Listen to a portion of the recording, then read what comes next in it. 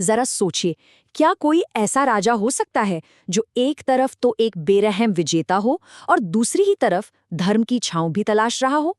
आज हम बात करने वाले हैं प्राचीन भारत के एक ऐसे ही कॉम्प्लेक्स और पावरफुल राजा की, जिसका नाम इतिहास में हमेशा के लिए अमर है, अजातशत्रु।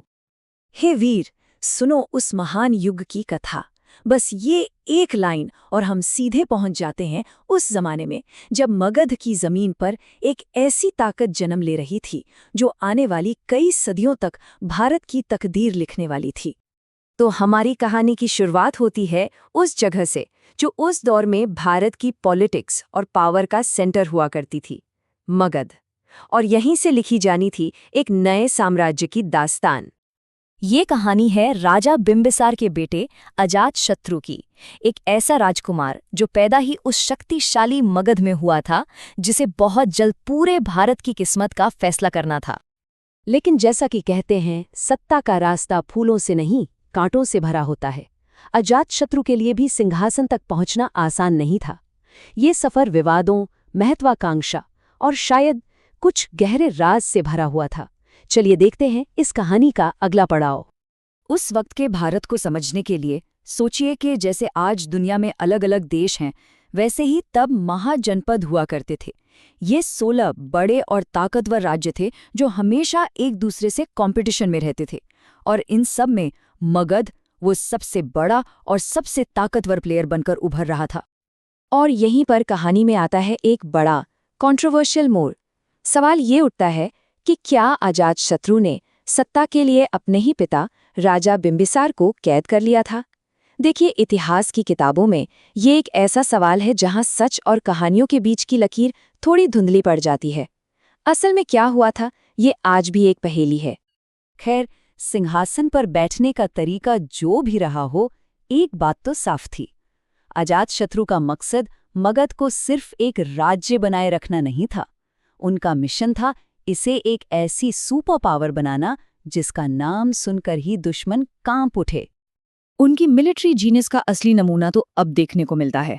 उन्होंने सिर्फ डिफेंसिव पॉलिसीज नहीं अपनाई, बल्कि एक अग्रेसिव एक्सपेंशन की नीति अपनाई। और उनकी सबसे बड़ी, सबसे शानदार जीत थी वैशाली के वज्जी संघ पर। एक ऐसा मजबूत गठबंधन जिसे उस वक्त तोड़ना नामुमकिन माना जाता था, पर अजातशत्रु ने वो कर दिखाया। और वो सिर्फ ताकत से नहीं, दिमाग से भी जंग लड़ रहे थे।